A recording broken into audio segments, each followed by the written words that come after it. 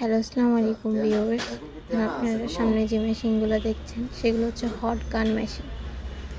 যেগুলো হচ্ছে আপনার হচ্ছে কোনো পলিকে সংকুচিত করার জন্য, হট দেওয়ার জন্য, হট এয়ার দেওয়ার জন্য যে মেশিনটা, ওই মেশিনটা যেখান থেকে হট এয়ার বের হচ্ছে।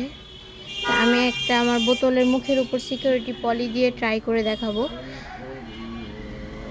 তেলের বোতল, কোনো বয়াম এর উপর পলি দিয়ে সিকিউরিটি করার জন্য এই মেশিনটি প্রয়োজন।